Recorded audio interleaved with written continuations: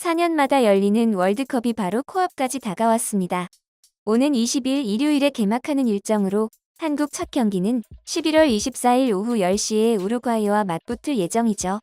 코로나19 이후 열리는 첫 월드컵에 2002 한일 월드컵에 이어서 아시아에서 역대 두 번째로 개최하는 월드컵으로 아시아인들의 기대가 한껏 집중되고 있는데요. 구독자 여러분들도 월드컵 개막과 한국 우루과이 전만을 기다리고 계시지는 않은가요? 세계적인 축제로 마음이 들뜨는 가운데 중국과 일본에서는 웬일인지 곡소리가 나오고 있는 상황이라고 합니다. 월드컵 개막도 전에 연이은 악재와 부진으로 출전을 안 하는 이만 못한 처지이기 때문이라고 하는데요. 잔치 분위기인 한국과 전혀 다른 중국과 일본의 상황에 대해 한번 자세히 알아보도록 하겠습니다. 얼마 전 경기 중 손흥민이 안아골절이라는 큰 부상을 당했었죠. 하필이면 월드컵을 목전에 둔 상황에 벌어진 일이었습니다. 이로 인해 손흥민이 월드컵에 출전할 수 있는가는 초미의 관심사로 떠올랐는데 비단 한국만의 관심사가 아니었습니다. 해외 각국의 언론들도 한국 축구 대표팀의 리더인 손흥민의 출전 여부에 크게 주목했죠. 성공적으로 수술을 마쳤지만 아직도 붓기가 남아있는데도 결국 그는 월드컵 최종 명단에 이름을 올리고 지난 16일 카타르에 입국했다는 소식이 전해졌는데요. 공항에 손흥민이 등장한 순간 곳곳에서 환호가 터져 나왔습니다. 손흥민은 자신의 SNS를 통해 얼굴 보호대를 착용하고서라도 월드컵에 출전하겠다는 의지를 불태웠는데요. 그는 지난 2년여의 시간 동안 여러분이 참고 견디며 써오신 마스크를 생각하면 월드컵 경기에서 쓰게 될 저의 마스크는 아무것도 아닐 거다. 단 1%의 가능성만 있다면 그 가능성을 보며 얼마 남지 않은 시간 앞만 보고 달려가겠다는 포부를 드러냈습니다.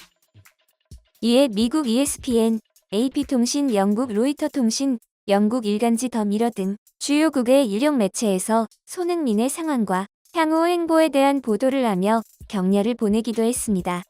이렇게 손흥민의 월드컵 출전 여부는 전 세계에 많은 관심을 받았고 결국 출전하게 된다는 소식에 모두가 안도하며 기뻐했는데요. 하지만 손흥민의 출전에 좌절하는 이들도 있었습니다. 상대팀으로 지정된 우루과이나 가나일까요? 아니었습니다. 늘 한국을 견제하는 중국과 일본이었죠. 공교롭게도 이 두 나라의 상황이 몹시 좋지 않은데요. 호기롭게 축구 굴기를 외치던 중국은 2015년부터 축구에 대대적인 투자를 해왔습니다. 중국 축구 국가대표팀 성적을 향상시키기 위해 중국 리그 수준을 끌어올리고자 했고 지도자는 물론 수많은 스타 플레이어들을 영입한 바 있죠. 하지만 10년이 가까워지는 현재 기대했던 국가대표팀 실력 향상은 전혀 이뤄지지 않았습니다. 마르첼로 리피, 파비오 칸나바로 등 유명 감독들이 거쳐갔으나 2022 카타르 월드컵 아시아 최종 예선에서 단 1승만 거두는 부진 속의 5위를 기록, 본선 진출에 실패했죠. 중국 리그에서 활약했던 스타 선수들도 모조리 빠져나간 상황인데요. 코로나19 팬데믹에 따른 부동산 불황으로 구단 모기업들 재정 위기가 겹치면서 스타 선수들을 붙잡지 못했던 것입니다. 그렇게 리그 경쟁력도 자연스럽게 하락했죠. 2022 시즌 AFC 챔피언스 리그에서 4팀이 참가할 예정이었으나 창추는 재정 문제로 상하이는 코로나19로 기권해 산둥과 광저우 두 팀만 참가했었습니다. 두 팀은 사실상 2군을 내보내 조별리그에서 1승도 거두지 못하고 최하위로 탈락했죠. 이번 카타르 월드컵에서 활약하는 중국 프로축구 선수들 숫자도 처참한데요. 피파가 지난 15일 발표한 32개 참가국들의 최종 명단을 살펴보면 한국 K리그, 일본 J리그와 달리 중국 리그에서 활약하고 있는 선수는 벤투호 손준호와 카메룬, 공격수 크리스티앙 바소고그 등 2명에 불과합니다. 지난 2018 러시아 월드컵 때는 9명이었던 것과 비교하면 무척 초라한 현실입니다. 일본 쪽 상황도 갑작스럽게 악화되었습니다. 안 그래도 일본은 유럽에서 축구 최강국인 스페인, 독일과 함께 죽음의 조라 불리는 2조에 묶여 일본의 많은 축구 팬들이 우울해하고 있었는데 선수들의 부상과 컨디션 난조가 이어지고 있는 상황까지 겹친 것이죠. 일본은 17일 오후 10시 40분 아랍에미리트 두바이의 알막툼 스타디움에서 캐나다를 상대로 평가전을 치르는데요. 카타르 월드컵 개막 직전 벌이는 마지막 경기인데 100% 전력 가동이 어려워졌습니다. 엔도 와타루, 모리타 히데마사, 미토마 카오루, 도미야스 다케이로 등 주전 4인이 캐나다전에 결장한다는 소식입니다. 뇌진탕을 호소한 엔도와 모리타는 베이스 캠프가 있는 카타르의 남아 회복에 집중했고 일본 최고의 드리블러로 꼽히는 미토마는 고열 증세를 보여 좋지 않은 몸 상태 때문에 아직 대표팀에 합류조차 하지 못한 상황이라고 합니다.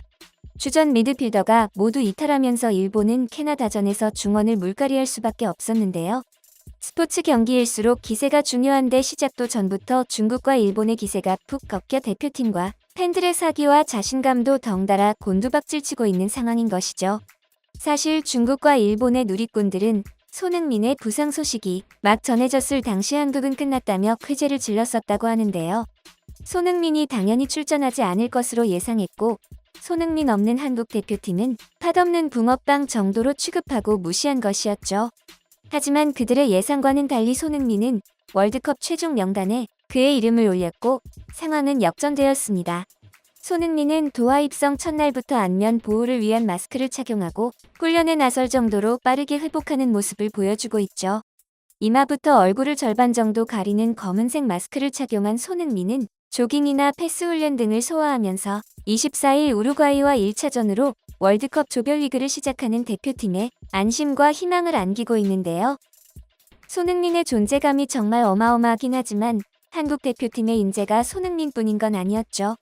한국은 이미 최종 예선에서 손흥민 없이 승점 3점을 챙긴 경험이 있습니다.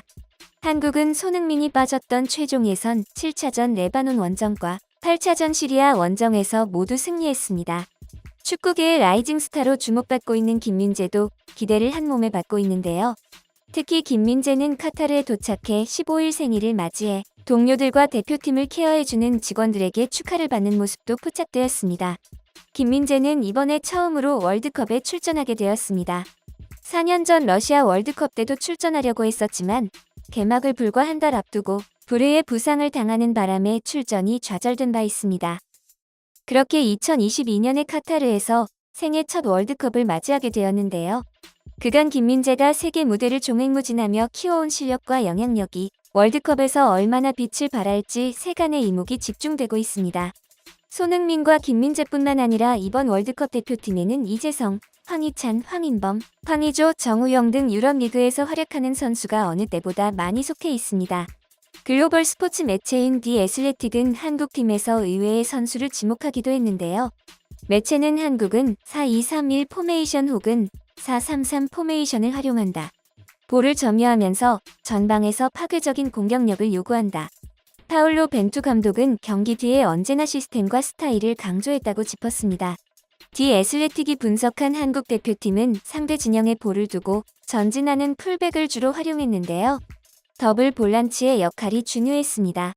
중앙 미드필더와 유기적인 숫자 싸움과 볼 점유율 탈취 등이 한국 전술의 핵심 포인트라는 것이죠. 주요 선수는 당연히 손흥민이었습니다. 매체는 손흥민은 올해 코스타리카, 파라과이, 칠레를 상대로 득점했다. 직접 프리킥으로 3골을 넣었다. 한국은 손흥민에게 프리롤을 부여하며 자유롭게 볼을 관리하도록 한다.